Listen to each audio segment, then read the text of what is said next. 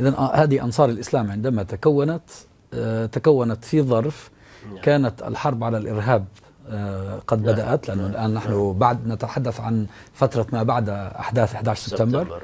وأصبحتم أنتم في منطقة كردستان المستهدف الأول. نعم.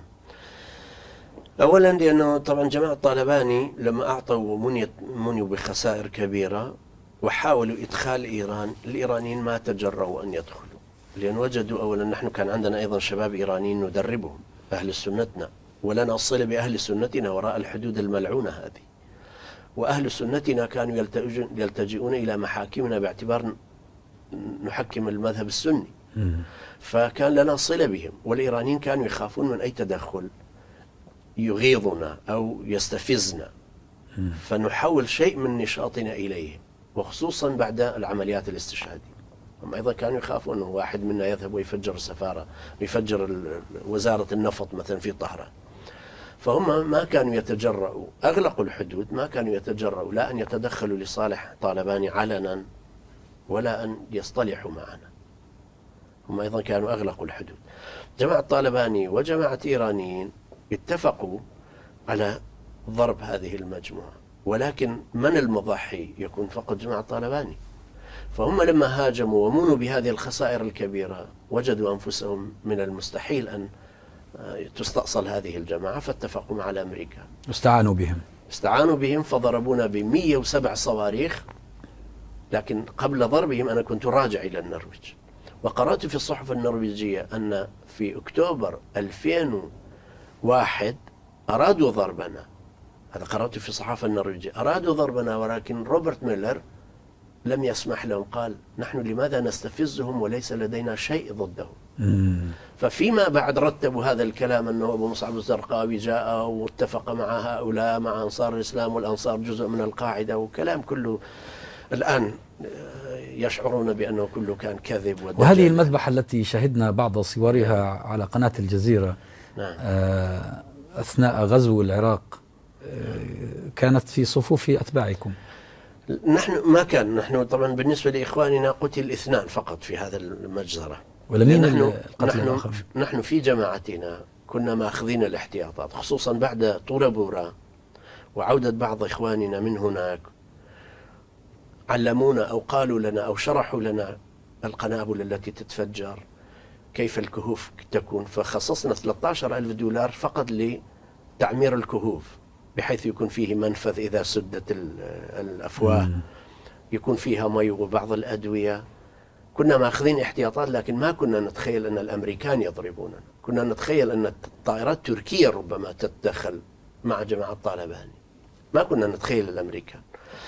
ولكن بعدها لما أنا رجعت هنا والأخوة تابعنا الكل وعرفنا أنه سيغزون العراق، فقلت للأخوة أيضا وهم يعرفون أيضا، قلت سيضربونكم، ولكن أخاف أن يكون على غرار التحالف الذي جرى في شمال أفغانستان، يغزونكم يضربونكم بطائرات، والمشاة الجماعة الطالباني سيأتون مع مشاة أمريكان.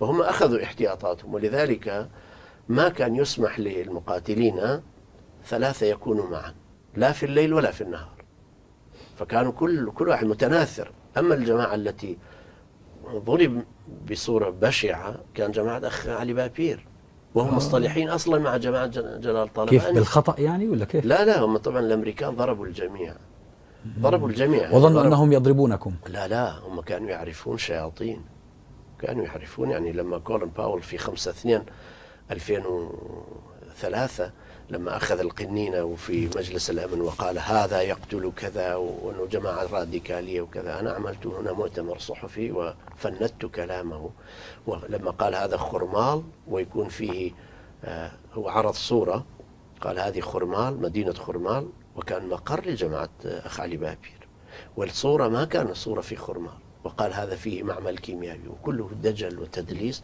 ولذلك هو قال وصمة عار في حياتي السياسية. هو قال ذلك؟ نعم، بعد ما ترك طبعا وزارة الخارجية. من الذي حرضهم على ذلك؟ جماعة الطالباني. بالعكس جماعة الطالباني استطاعوا أن يستغفلوهم، أو على ما يقول المصري يستكردوهم. بالعكس ذهبوا إلى الأمريكان قالوا نحن لا نستطيع أن نتعاون معكم وهؤلاء يضربوننا من الخلف. ومهندس العملية هو برهم صالح الذي نسق معهم، ثم أتى هؤلاء الأمريكان على جبل شنر مطلع على مناطقنا كلها، وهناك صوروا بالإضافة إلى الأقمار الصناعية، لكن ضربوا الجميع لأنه جماعة أخ علي بابير أثناء قتالنا ما كانوا يستطيعون أن يضبطوا كل أفرادهم. هناك من الأفراد من هو سلفي أيضا مثلنا ويدخل المعارك ويرجع إلى بيته، فما ممكن يتركنا لماركسيين ملاحدة نموت ونقتل وهو جالس في بيتي. فضربوا الجميع لكي يضعفوا الاتجاه الإسلامي المسلح ويضعوهم في القالب الذي يريدون. لكن نحن بفضل الله عز وجل كنا مهيئين بعض الوسائل. كنا نحاول أن نستأجر 150 بيتا داخل إيران في مناطق مختلفة لكي ننقل عوائلنا، وفعلا كنا بصدد هذا، وكنا مستأجرين مجموعة من البيوت، ثم مهيئين بعض جوازات سفر أوروبية خالية، بحيث لما ضرب الأخوة أوصلنا إليهم 80,000 يورو مع 28 جواز سفر خالي. الأخوة رتبوا كله بالتزوير، من طهران عادوا إلى وسط إيران، ومن إيران دخلوا من العمارة ومن خانقين ومن مناطق أخرى، دخلوا العمق العراقي مرة أخرى، فاستقروا في البداية في الرمادي، بعدها جاءوا إلى الموصل وديالى ورتبوا أوضاعهم بعد شهرين بفضل الله. لكن هذه الضربة ضد أنصار الإسلام وضعت أنصار الإسلام على خارطة الحرب ضد الإرهاب. نعم. وربما كانت تلك هي بداية تسليط الأضواء عليك. نعم. ما كانت لها قيمة، لأن نحن بالنسبة لنا نؤمن أولا رؤيتنا أن الله عز وجل خلق البشر منهم كافر ومنهم مؤمن، فالصف المؤمن بأي لغة يتكلم هو صفنا، والكافر هو كافر تكلم باللغة الكردية ولا بالإنجليزية، وقاتلنا العربي ولا قاتلنا التركي ولا قاتلنا الأمريكي، وكله سواء. بالنسبة لنا ما كنا على صلة بالقاعدة، لأن حمل القاعدة كان حملا ثقيلا وما زال، رغم أنهم هم نعتقد أنهم أشرف من ينتمي إلى العمل الإسلامي في زمن الحالي في غربة الإسلام واستضعاف المسلمين. لكن ما كان ممكن. أنا كنت راجع إلى كردستانية العمل من عالمية الدعوة الإخوانية، يعني كنت راجع من الأممية إلى الإقليمية. يعني أنت اتجاهك كان بعكس اتجاه القاعدة. نعم، القاعدة كانت تتجه إلى العالمية. إلى العالمية، وأنا كنت راجع من أممية الإخوان ما راضي به. تريد أن تركز على قضيتك الكردية. نعم، فما كان ممكن أن أصبح جزءا من القاعدة يوجهني مثلا أخ مصري لا يعرف حتى مثل الأخ البغدادي لا يعرف تفاصيل حياتنا هناك، فكان صعبا علينا، ولذلك ما كانت لنا صلة. لكن الأمريكان وضعوا الجميع في سلة واحدة. نعم، لأن تعرف إدارة جورج بوش أول ما جاء وضعوا 56 جماعة في القائمة الإرهابية، بل وضعوا أناس يعني صالحين يجمعوا فلوس ويغذوا الناس في الشوارع في موسكو، وضعهم في خانة الإرهاب. فما كنا نخاف من هذه النقطة. وحتى هنا لما سجلوا اسمي وضغطوا على النرويجيين، وبالأصل كان الضغط على النرويجيين لكي يستحلبوهم، أخذوا منهم مليار دولار للحرب على الإرهاب. من الذي أخذها؟ الأمريكان. يعني مساهمة من النرويج. نعم. النرويج اضطروا إلى أن يرسلوا جنودهم إلى العراق وإلى أفغانستان، مع أن النرويج ليست مستهدفة أصلا. لا، لأنه بالنسبة للنرويجيين صرفوا 5 ملايين دولار على قضيتي، ووجدوا أنه لا شيء.